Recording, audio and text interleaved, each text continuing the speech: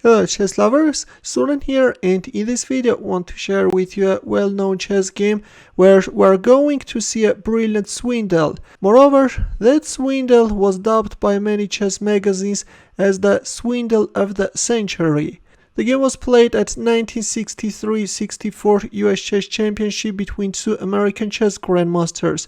On the white side is Larry Melvyn Evans and Samuel Reshevsky is on the black side. This is that same tournament which Bobby Fischer won with a perfect score.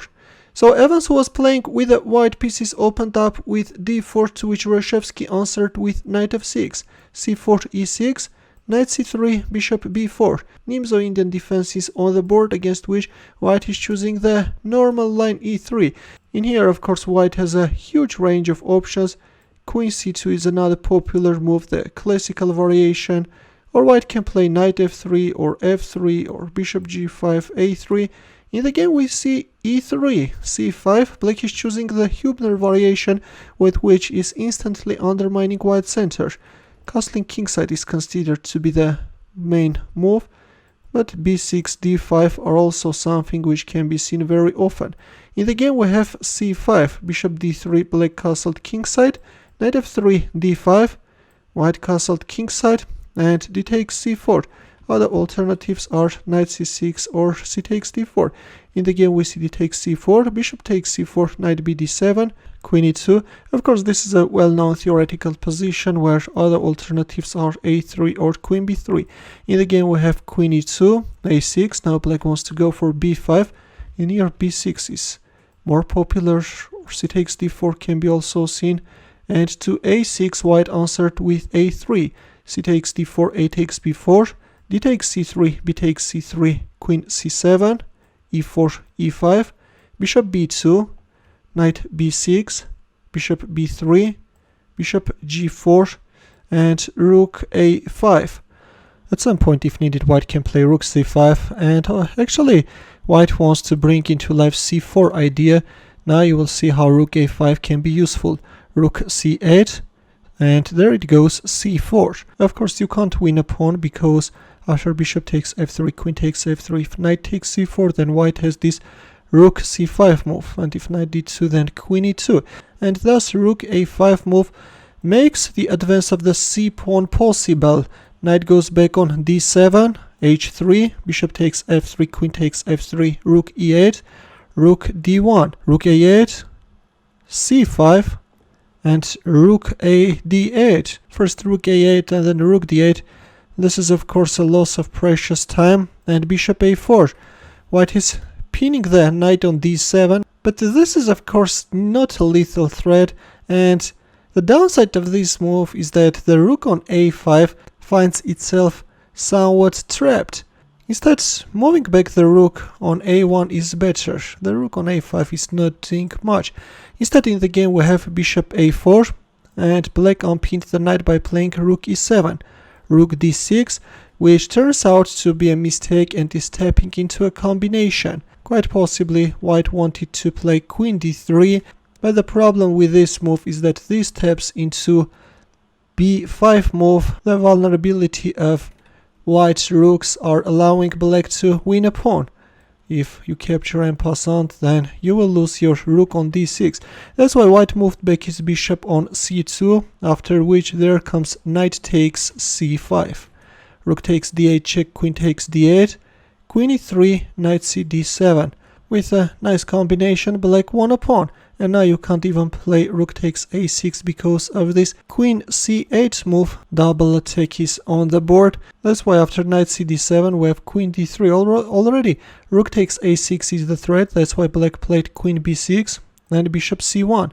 White wants to put his bishop on e3, from where it can keep an eye on both wings. h6, preventing an unpleasant pin. Also black is opening up a luft for his king. Bishop e3, queen b7, f3, strengthening the pawn on e4, knight b8. Black wants to put his rook on the open file, and rook a2. Understanding black's idea, white is regrouping his pieces on the a file.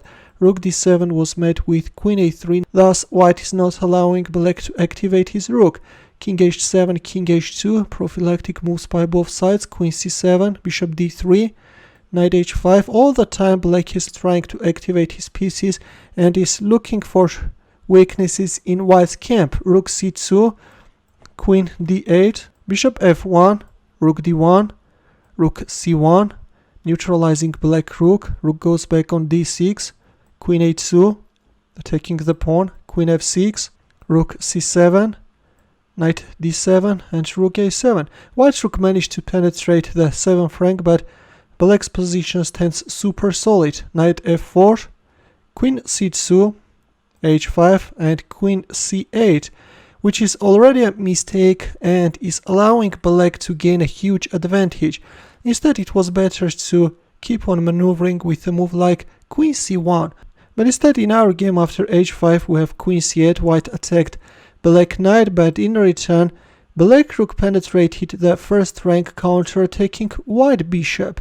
And now if you play a move like rook takes d7, then rook takes f1 can follow, and then, for example, rook e1 can be a nice threat. Although this line is even better than the one which we see in our game. In our game after rook d1, white played bishop takes b5, which is even worse. Yes, a terrible, terrible move.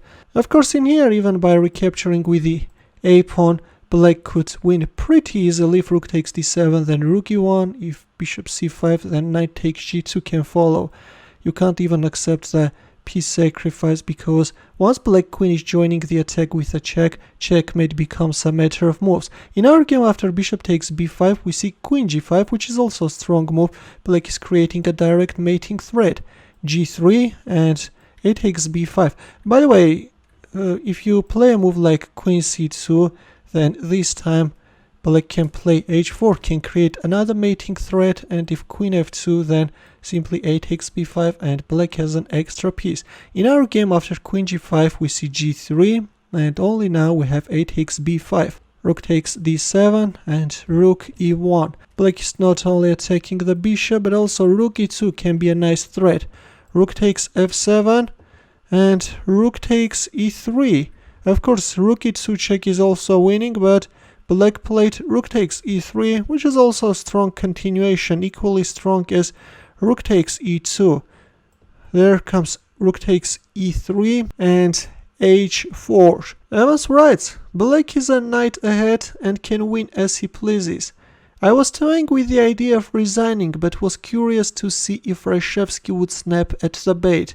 And yes, with this move white is setting up series of ingenious traps.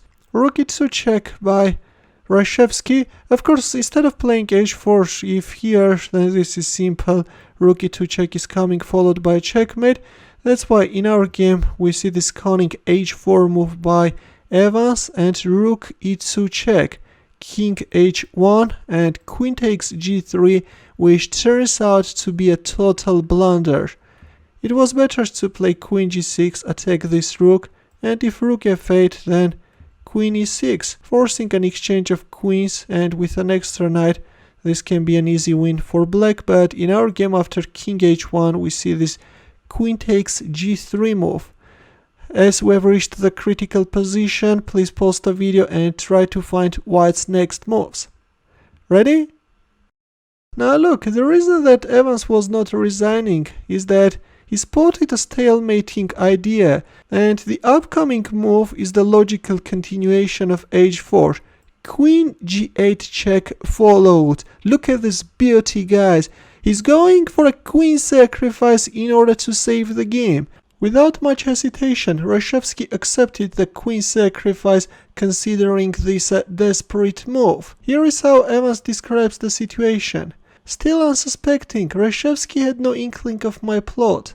The queen was captured as a formality, a last spite check, and my opponent started to rise from his seat as he captured it. He actually thought I was reaching across the board to shake his hand, the customary accompanying gesture of resignation.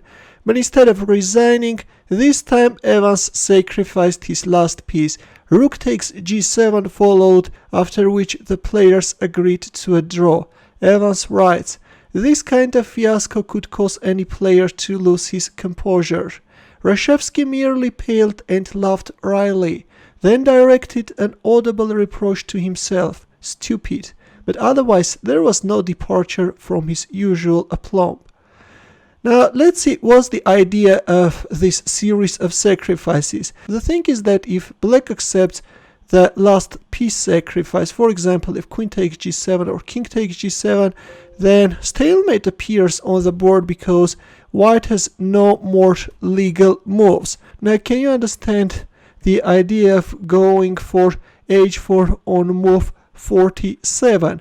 Or if you won't accept the queen sacrifice and play a move like king f8, then of course white should not capture on g3 because black has an extra piece and black can easily convert this into a victory. That's why white rook, this torpedo rook, should keep on harassing black king on the 7th rank. There is no escape from this torpedo and the rook can chase black king eternally. That's why on move 50 after rook takes g7, draw was agreed. A very creative way of pulling off a swindle. I have to tell you that this nice save enabled Evans to finish second in the tournament behind Bobby Fischer. Well, in the end, let's also solve a thematic chess puzzle where the task is to find white's next moves. What would you play if you had white pieces in this position? That's the question, and I will wait for your answers in the comment section. Thanks for watching. Here are more suggestions for you. Feel free to check them out as well. I will see you in my next video. Take care.